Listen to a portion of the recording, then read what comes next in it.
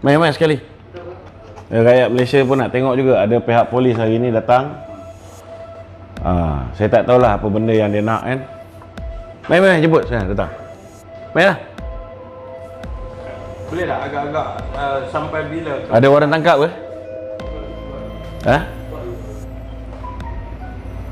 Hari ni malam ni saya didatangi oleh beberapa orang anggota polis. Saya tak tahu apa benda yang mereka mahukan.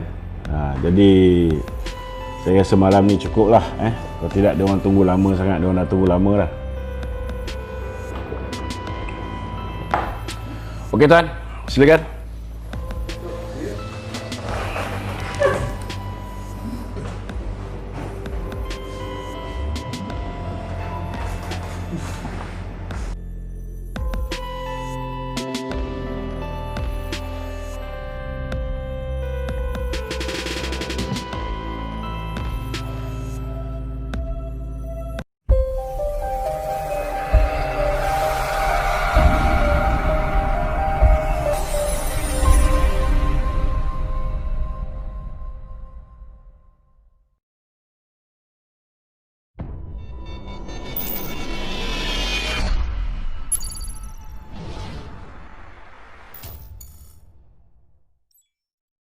Jangan lupa subscribe Ingat subscribe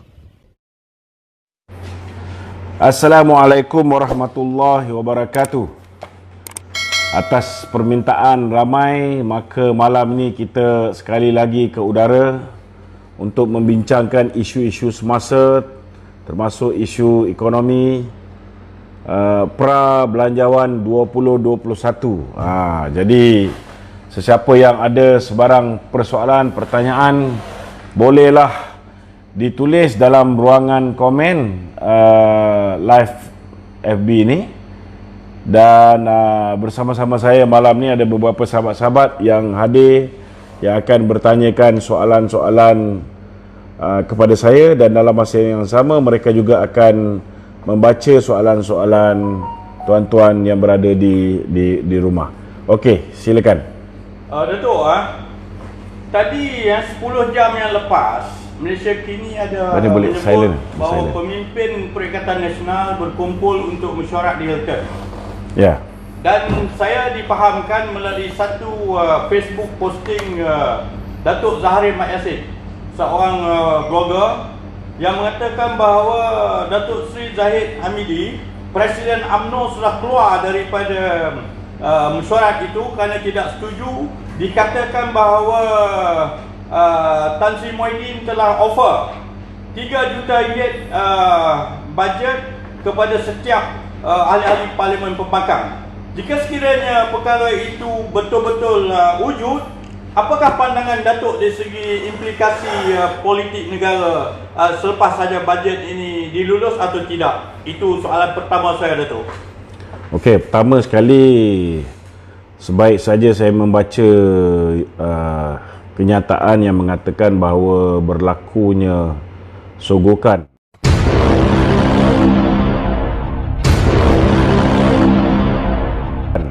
oleh Yang Berhormat Perdana Menteri kepada wakil rakyat yang akan mengundi belanjawan 2021, yang mengatakan bahawa peruntukan sebanyak 3 juta ringgit akan disalurkan kepada setiap ahli parlimen, termasuk ahli parlimen pembangkang.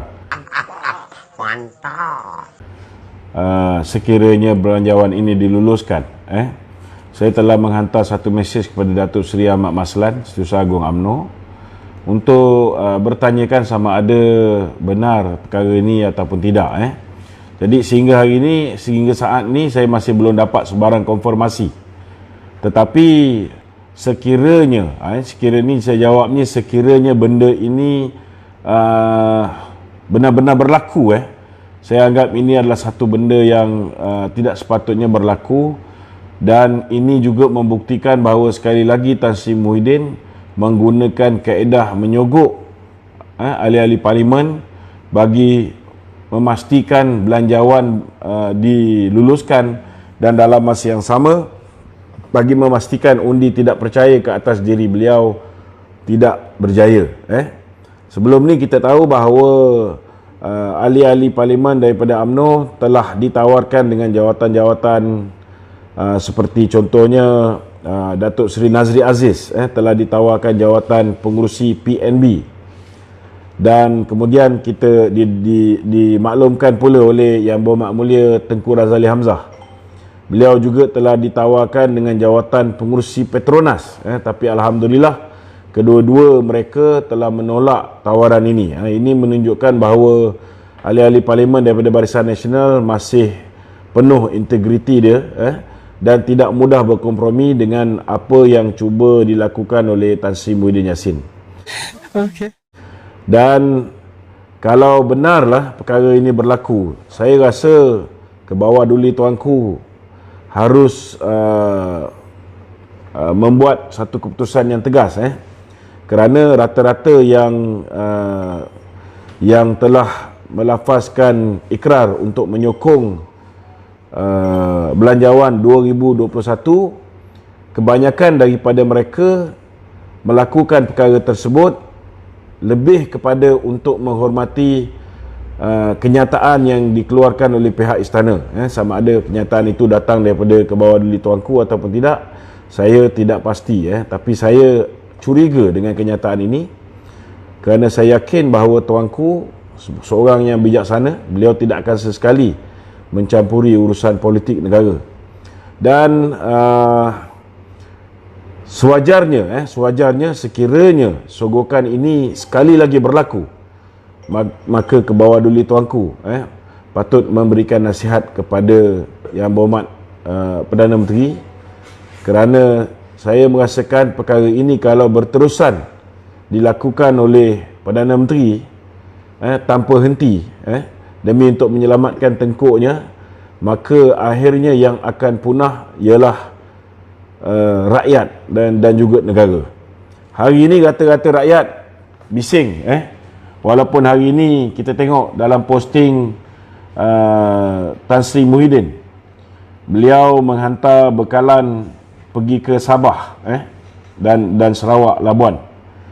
Tetapi dalam posting yang beliau buat, beliau dikecam hebat akibat daripada kegagalan beliau untuk memberikan kebenaran kepada rakyat yang mencarum dengan KWSP untuk mengeluarkan RM10,000 daripada akaun pertama mereka. Ini bukan rakyat minta duit kerajaan. Ini kena faham. Ini rakyat minta duit mereka supaya mereka boleh gunakan dikala mereka benar-benar tenat, benar-benar susah. Betul seperti mana yang diperkatakan oleh Tan Sri Muhyiddin ataupun oleh pihak KWSP, bahawa simpanan KWSP itu ialah untuk masa depan, untuk memastikan apabila seseorang itu pencen, beliau mempunyai modal yang cukup untuk memulakan kehidupan baru, ataupun setidak-tidaknya boleh menggunakan simpanan hari tua itu untuk diguna pakai sedikit demi sedikit sementara sebelum dipanggil Allah Ta'ala lah. Jadi hari ni saya nak tegaskan keadaan kita rakyat dekat bawah ni, keadaan dah dalam keadaan yang sangat-sangat menyedihkan, sangat-sangat menyedihkan. Rata-rata sudah mula tak makan pun ada. Saya hari-hari kita mendapat, sebab kami selalu menghantar bantuan kepada mereka-mereka yang memerlukan. Tetapi kita dapat terlalu banyak contohnya permohonan untuk mendapatkan bantuan daripada negeri Sabah. Sepatutnya Tan Sri Muhyiddin sebagai orang yang telah menyebabkan berlakunya pilihan raya kecil, pilihan raya negeri Sabah lebih awal daripada sepatutnya, apabila beliau telah mengarahkan dua orang kanan dia, Hamzah Zainuddin dan juga Nadim, setiausaha politik beliau, untuk mengatur supaya Musa Aman diangkat menjadi Ketua Menteri Sabah dengan membeli beberapa orang wakil rakyat daripada warisan. Ini telah membawa kepada tindak balas Syafiq Abdal yang telah akhirnya membawa kepada pembubaran parlimen. Sepatutnya dalam keadaan coronavirus yang meningkat dan hari ini menyebabkan rakyat di Sabah menjadi dalam keadaan teruk, teruk, sangat teruk, terutamanya tempat-tempat yang dikenakan sekatan dengan sangat dahsyat, tak boleh keluar, bergantung harap pada bantuan dan sebagainya. Tak semua bantuan dapat sampai dengan baik, dan tempat-tempat yang tidak mendapat bantuan daripada JKM ataupun daripada pihak berkuasa, mereka ni lebih parah, kerana tidak ada sebarang bentuk bantuan yang disalurkan kepada mereka. Itu sebabnya ada cadangan daripada Datuk Seri Najib supaya untuk Sabah, kenapa tidak kita berikan bantuan one off sebanyak RM1,000. Sepatutnya Tan Sri Muhyiddin dapat setidak-tidaknya mengutamakan perkara ini kepada rakyat negeri Sabah terlebih dahulu, kerana mereka lah yang paling terkesan, yang berpunca daripada ketamakan kuasa orang politik ni. Dan yang keduanya, kita lihat, kita tahu bahawa akibat daripada kegagalan kerajaan di bawah pimpinan Tun Dr. Mahathir yang lepas, menyebabkan kedudukan kewangan negara berada dalam keadaan yang tidak selesa, yang menyebabkan di kala COVID ini kerajaan Muhyiddin terpaksa menaruh harapan kepada dana daripada KWSP yang kemungkinan besar terpaksa diguna pakai oleh pihak kerajaan dalam membiayai projek-projek yang bakal dilakukan oleh kerajaan di dalam masa terdekat, dan itu menyebabkan kemungkinan besar dana sebanyak RM10,000 yang dicadangkan oleh Datuk Seri Najib untuk dibenarkan pencarum keluarkan daripada akaun pertama tidak dapat ditunaikan, tidak dapat diluluskan.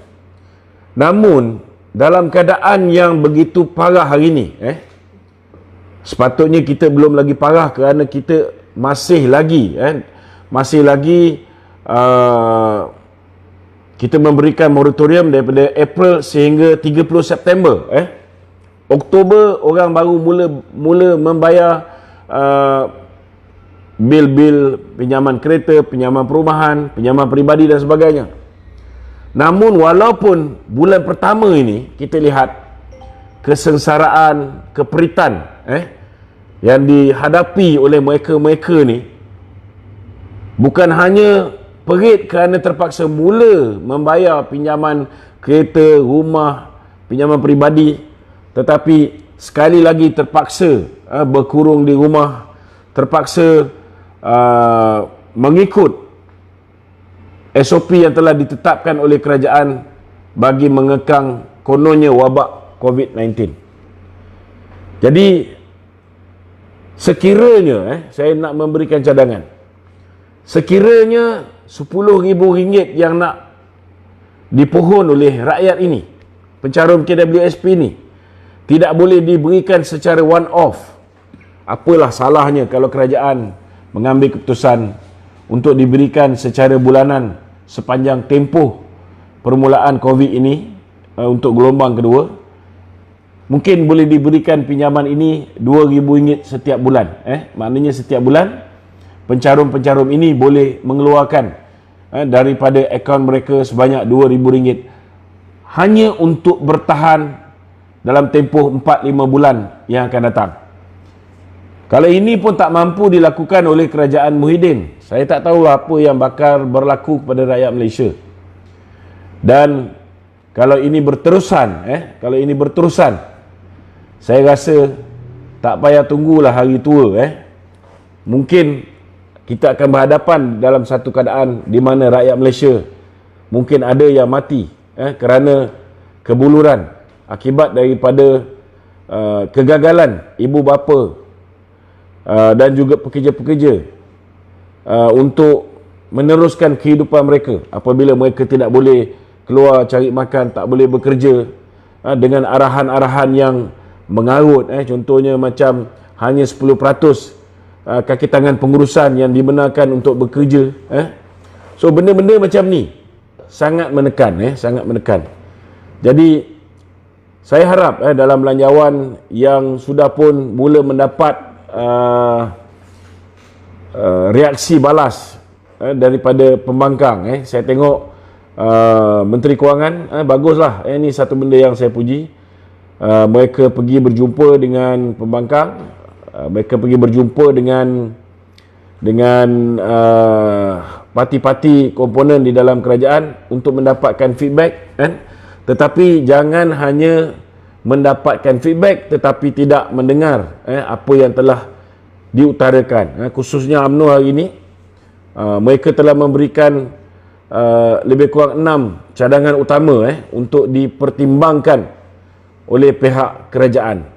Maka pertimbangkan sebaik-baiknya, bukan hanya masuk telinga kiri, keluar telinga kanan pun tak guna juga. Itu je. Betul. Tadi dalam 40 minit tadi ada keluar satu kenyataan oleh Tun Dr. Mahathir, Presiden Parti Beruang, bukan Beruang, Presiden Parti Pejuang. Dia mengatakan dia tak dijemput bincang belanjawan 2021 kata Dr. Mahathir. Jadi apa tujuan ni yang tak dijemput dia, Datuk? Kalau Datuk tahu, ataukah ini sengaja disengajakan? Saya rasa Tun Mahathir yang keluarkan kenyataan ni, Datuk. Nah, berbalik kepada soalan saya ni pula. Tadi pembangkang ada mengeluarkan kenyataan. BKR melalui Datuk Sri Saifuddin Nasution, dia mengatakan bahawa mereka nak menyelesaikan masalah air lah, demand itu, demand ini. Lepas tu Menteri Kewayangan, Datuk, ada juga mengeluarkan kenyataan bahawa ini hal bajet saja, bajet kesihatan, Datuk. Belum sampai kepada masalah gawat politik, Datuk. Tak disebut, Datuk. Begitu juga Datuk Mak Sabu, Presiden Parti Datuk Mak Sabu, dia pun ada mengeluarkan kenyataan, Datuk. Jadi dia komen dia tak ni, rasanya Datuk ada panas dah di Parlimen, Datuk, besok hari dan seterusnya sehinggakan bajet yang cuba didapatkan simpati oleh Yang Amat Berhormat Perdana Menteri. Saya rasa besok mungkin tak panas lah. Kita akan mulakan dengan titah tuanku, dan biasanya akan disambung dengan perbahasan berhubung titah tuanku, dan kemudian akan diteruskan dengan pembentangan belanjawan pada lebih kurang 6 hari bulan November, 6 hari bulan November.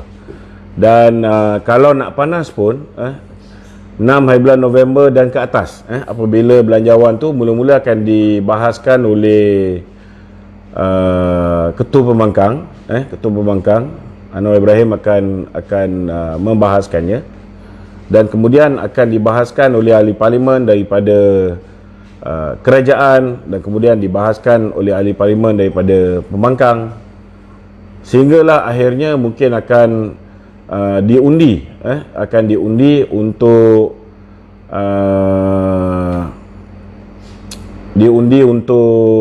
kelulusan belanjawan tersebut. Okey, tu. Jadi sekarang ni masalah ada orang tanya ni, Datuk, daripada netizen. Usul percaya tak percaya ni dibincang dulu kan selepas bajet, Datuk? Datuk selalu dia bergantung. Kata Muhyiddin takut untuk usul percaya tak percaya ni didahulukan. Dia bergantung kepada speaker parlimen. Dia bergantung kepada speaker parlimen. Kalau speaker parlimen tu tidak mahu membenarkan usul undi tidak percaya tu dibentangkan, maka tidak akan berlaku pembentangan tu sama sekali. Okey, Dok. Tapi tadi kita tanya yang soalan pertama tadi. Adakah jika sekiranya Datuk Zahid Hamidi keluar daripada mesyuarat tu dia tidak puas hati? Apakah tindakan selanjutnya UMNO berkenaan dengan 3 juta yang diberi kepada itu pertama sekali kita kena tahulah sama ada benda tu betul ke tak betul berlaku, kan? Kalau misalnya benda tu berlaku, maka laporan polis boleh dibuat, laporan SPRM juga boleh dibuat ke atas Tan Sri Muhyiddin. Tetapi pertama sekali kena sahkan. Saya dah hantar mesej pada Tok Mak Maslan, masih belum ada respon. Jadi kita tunggu je lah. Tok, kawan saya datang daripada jauh ni. Ada Ya. apa soalan Tuan kepada Datuk Rahman? Ya, saya ada satu soalan. Okey. Soalan yang pertama sekali, adakah yang Datuk ramalkan tu, benda-benda yang semacam ni, dia akan menjadi kenyataan? Terutamanya macam Datuk sebut tadi, perkara panas tidak akan berlaku kerana dimulai dengan titah. Cerita tuanku. Tapi kalau sebaliknya berlaku macam mana tu? Adakah Saya rasa ini saya punya insting lah. Saya punya insting. Saya rasa kali ni ahli-ahli parlimen kemungkinan besar akan menganggap bahawa apa yang telah dikeluarkan oleh Datuk Pengelola Bijaya itu datangnya daripada tuanku, dan saya merasakan bahawa kemungkinan besar mereka ni akan akur dan mereka tidak akan membuat sebarang reaksi-reaksi yang menunjukkan mereka tidak mengikut apa yang dinasihatkan oleh tuanku. Jadi kalaupun mahu berlaku sebarang bantahan ataupun mahu berlaku sebarang protes, mungkin selepas belanjawan itu diluluskan. Selepas belanjawan itu diluluskan, kita tidak tahu. Macam-macam boleh jadi. Kalau misalnya ketika itu UMNO mengambil keputusan untuk keluar daripada Kerajaan Perikatan Nasional, itu terpulang. Tetapi saya tak nampak dia akan berlaku sebelum pembentangan belanjawan. Jadi untuk mendapatkan sokongan belanjawan tu, mesti majoriti understoodnya lah dari segi kebiasaannya lah.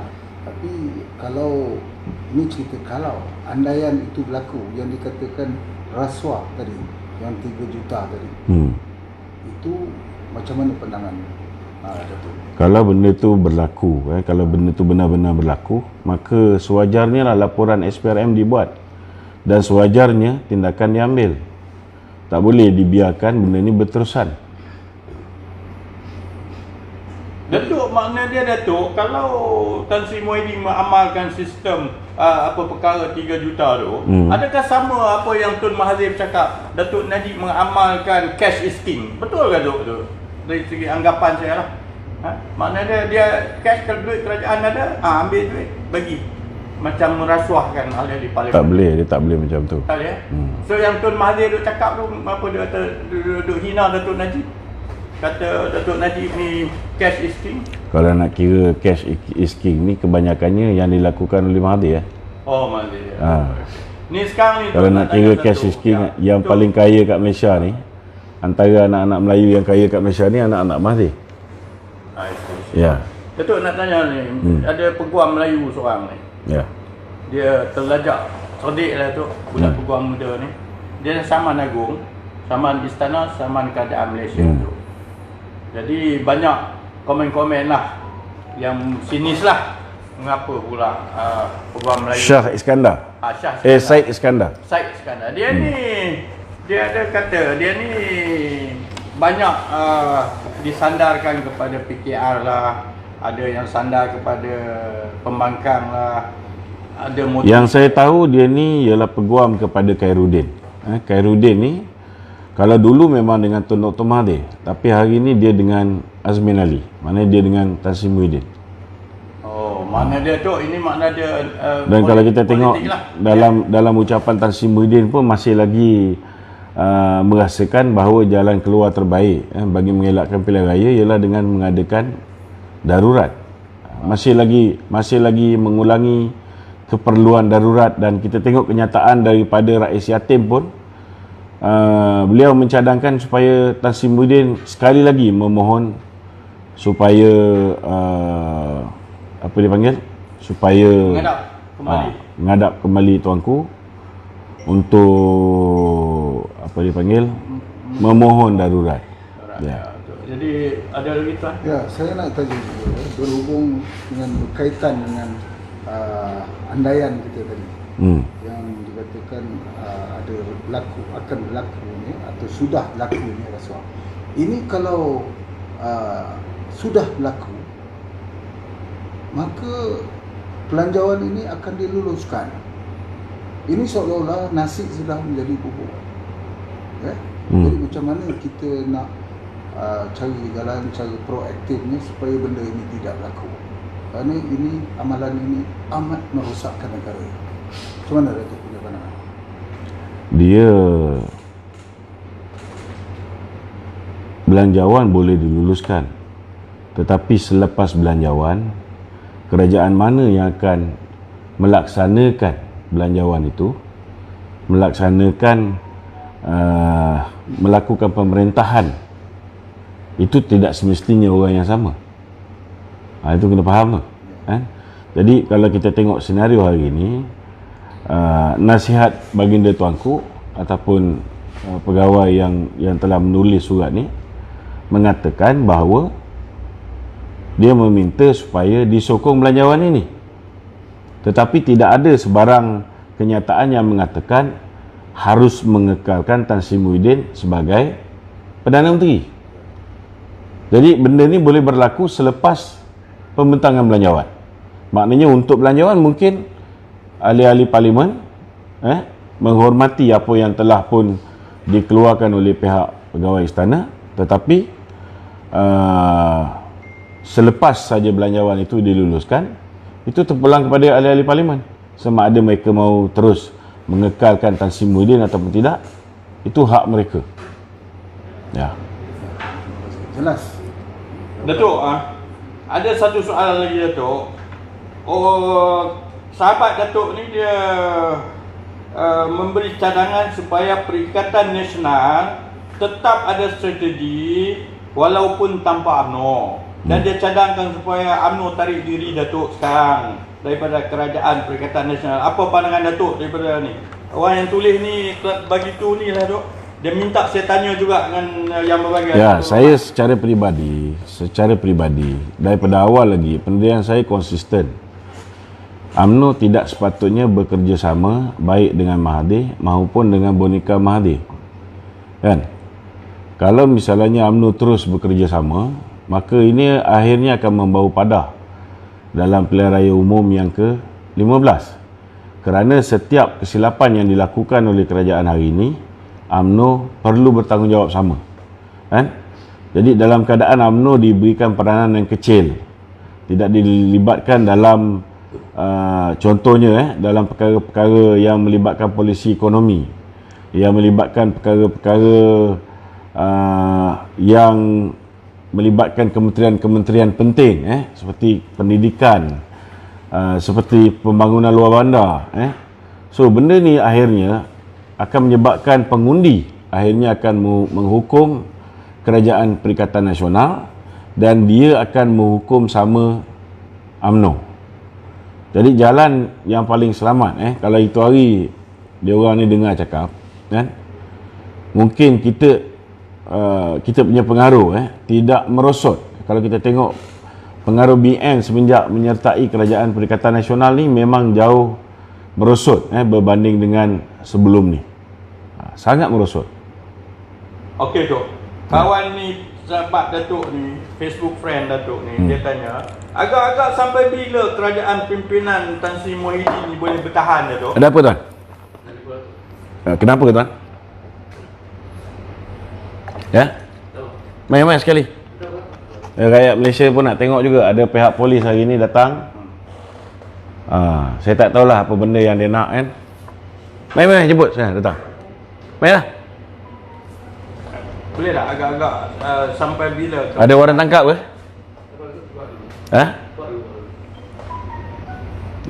Hari ni malam ni saya didatangi oleh beberapa orang anggota polis. Saya tak tahu apa benda yang mereka mahukan. Jadi saya rasa malam ni cukup lah. Kalau tidak dia orang tunggu lama sangat. Dia orang dah tunggu lama lah. Okey tuan, silakan.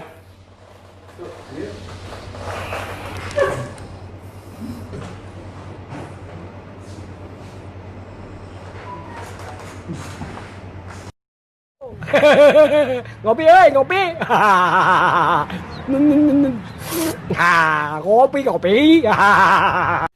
jangan lupa subscribe ha. Ingat ha. Subscribe ha.